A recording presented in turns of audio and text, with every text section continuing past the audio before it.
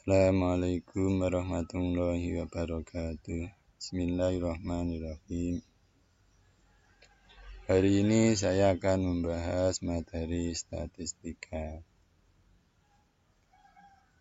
Kenapa kita perlu membahas materi ini?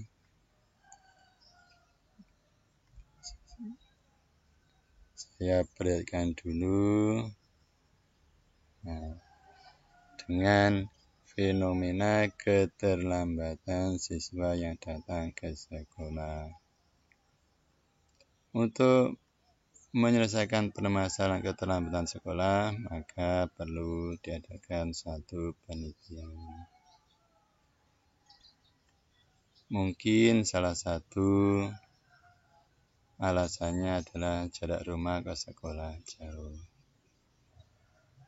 Untuk mengetahui penyebab keterlambatan secara akurat, maka perlulah diadakan satu penelitian. Misalnya, hasil penelitiannya diperoleh data sebagai berikut. Seperti ini. Di sini siswa yang banyak terlambat rumahnya antara 16 km sampai 20 km. Setelah data diperoleh, maka data ini perlu diolah. Selanjutnya bisa dibuat kesimpulan dalam menyelesaikan permasalahan siswa yang terlambat datang ke sekolah. Pertanyaan yang muncul, bagaimana cara mengolah data hasil penelitian? Untuk mengetahuinya, ikutilah kajian materi statistika berikut.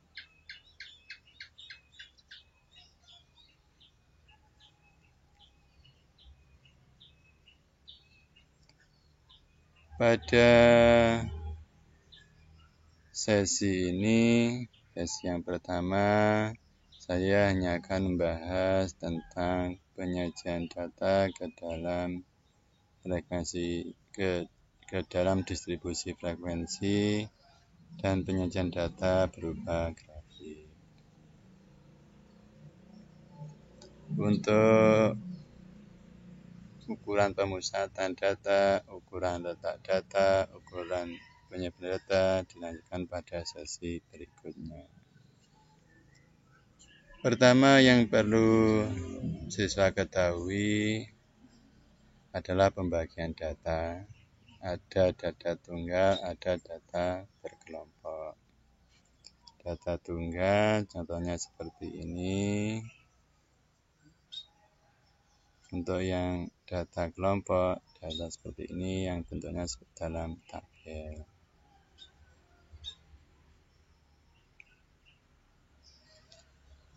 Yang kedua, penyajian data ke dalam distribusi frekuensi. Istilah-istilah dalam distribusi frekuensi ada kelas interval, frekuensi, atas kelas, tepi kelas, panjang kelas, titik tengah kelas. Mari kita lihat. Contohnya. Ini ada contoh tentang seorang peneliti yang melakukan survei terhadap 40 siswi yang terlambat datang ke sekolah. Hasil penelitiannya sebagai berikut. Dari data ini diperoleh bahwa jarak rumah yang terdekat 2 km, yang terjauh jarak rumahnya adalah 30 km. Ini yang tadi dinamakan dengan data tunggal. Untuk mudah dalam membaca data, maka data mentah ini perlu disajikan dalam distribusi frekuensi. Distribusi frekuensi seperti ini. Setelah dinyatakan dalam bentuk distribusi frekuensi, data ini dinamakan dengan data berkelompok. Jadi ini jarak rumahnya dikelompokkan dalam beberapa kelas. Ini frekuensi keterlambatan. Jadi siswa yang jarak rumahnya 1-5 km, jumlah siswa yang terlambat ada 3. Untuk jarak rumah 6 km sampai 10 km, yang terlambat ada 8 dan seterusnya. Beberapa istilah dalam distribusi frekuensi. Untuk yang ini namanya kelas interval. Di sini kelas intervalnya ada 6, 1, 2, 3, 4, 5, 6. Frekuensi ini jumlah siswa yang terlambat. Batas kelas ini kelas interval 1 sampai 5, batas bawahnya 1, batas atasnya 5. Untuk kelas interval 6 sampai 10, batas bawahnya 6, batas atasnya 10. Tepi kelas. Untuk tepi kelas itu batas bawah, ini batas bawah dikurangi 0,5. Nah, tepi atas, batas atas ditambah 0,5. Misalkan untuk kelas interval 26,30, ini tepi bawahnya 25,5, tepi atasnya 30,5.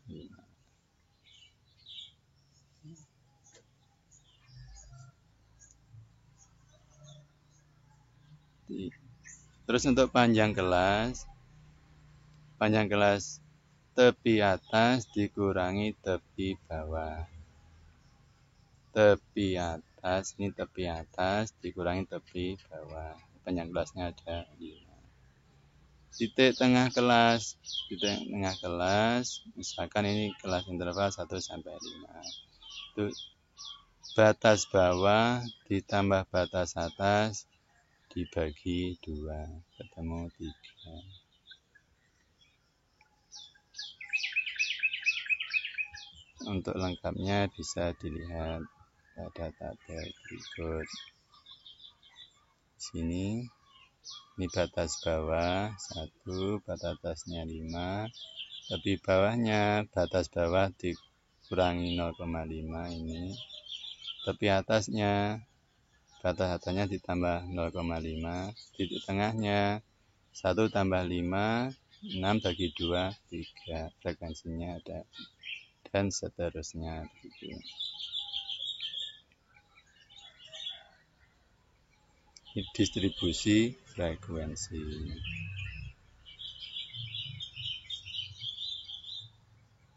Setelah data dinyatakan distribusi frekuensi, selanjutnya data disajikan dalam bentuk grafik. Nanti grafiknya ada 3, yaitu histogram, poligon frekuensi, OGIF atau grafik frekuensi kumulatif.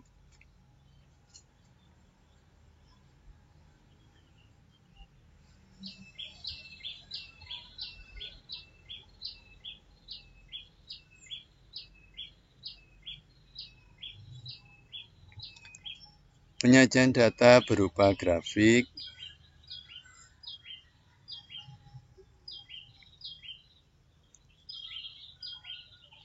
jadi ada 3, histogram, poligon frekuensi, dan OGIF. Untuk histogram nanti yang diperlukan adalah tepi bawah, data tepi bawah, tepi atas, dan frekuensi. Ini yang histogram. Bisa kita lihat sebagai berikut.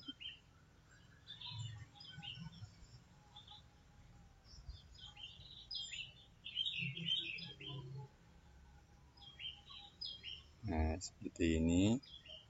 Ini yang histogram. Ini frekuensinya, jumlah siswa yang ini untuk histogram. Ini yang kelas pertama. Ini tepi bawah, tepi atas kelas pertama.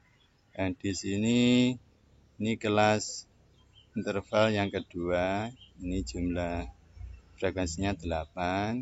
Ini tepi bawahnya 5,5, tepi atasnya 10,5, dan seterusnya sampai Kelas interval yang ke-6 yang tepi bawahnya 25,5, tepi atas 30,5, frekuensinya 8. Bentuknya seperti ini. Ini tepi bawah, tepi atas, kelas interval yang pertama. Yang di sini tepi bawah, tepi atas, kelas interval yang kedua.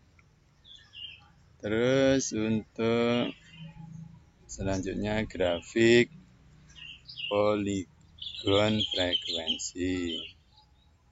Data yang diperlukan untuk menggambar grafik poligon frekuensi yaitu titik tengah dan frekuensinya.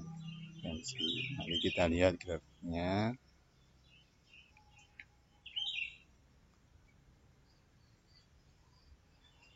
Seperti ini.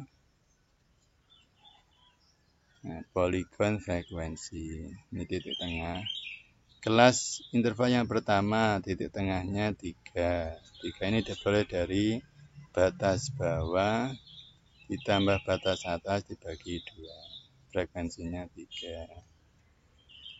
Ini kelas interval yang kedua, titik tengahnya 8, frekuensinya ini 8. Kelas interval yang ketiga, titik tengahnya 13, frekuensinya 4. Dan seterusnya sampai kelas interval yang ke-6, titik tengahnya 28, frekuensinya 8. Grafik poligon frekuensi. Selanjutnya, grafik yang ketiga, OGIF.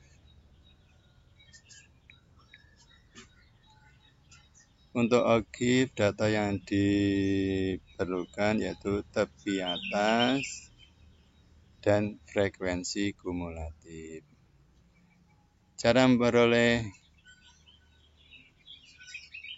frekuensi kumulatifnya, caranya kita melihatnya dari tepi atas. Ini cara memperolehnya, cara membacanya. Banyak data yang kurang dari sama dengan 5,5. 5,5-nya adalah tepi atas. Itu ada 3 ini. Banyak data yang kurang dari 10,5, 11. 11 diperoleh dari 3 ditambah 8, 11. Jadi banyak data kurang dari 10,5. Banyak data kurang dari 15,5 adalah 15. Diperoleh dari 3 tambah 8 tambah 4. Atau 11 tambah 4, 15. Banyak data kurang dari sama dengan 20,5, 25 diperoleh dari 3 tambah 8 tambah 4 tambah 10 atau 15 tambah 10, 25. Banyak data kurang dari sama dengan 25,5 adalah 32 diperoleh dari 3 tambah 8 tambah 4 tambah 10 tambah 7 atau 25 tambah 7 sama 32. Banyak data kurang dari 30,5, 40. Ini frekuensinya dijumlahkan semuanya atau 32 tambah 8 sama dengan 40. Mari kita lihat gambar grafik OGIF-nya.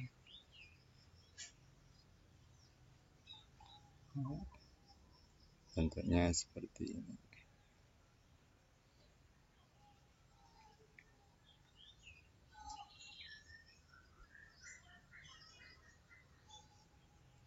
Jadi ini adalah tepi atas. Tepi atas kelas pertama, tepi atas kelas kedua, tepi atas kelas interval yang ketiga, keempat, kelima, dan keenam. Tepi atas ini data yang kurang dari 5,5, jumlahnya 3 ini.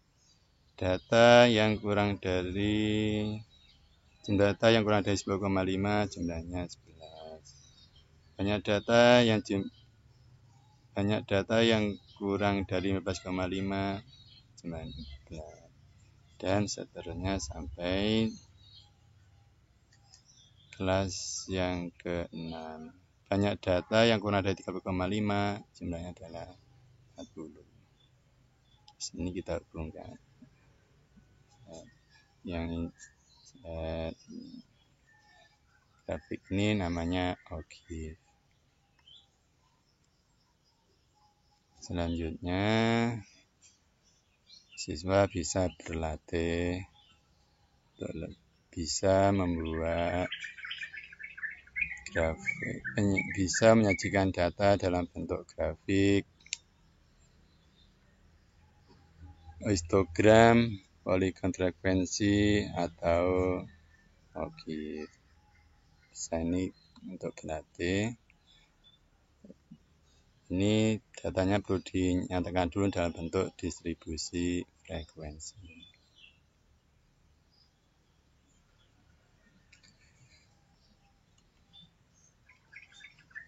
Sekian pembahasan tentang penyajian data. Kurang lebihnya saya minta maaf. Mari kita akhiri dengan baca hamdalah.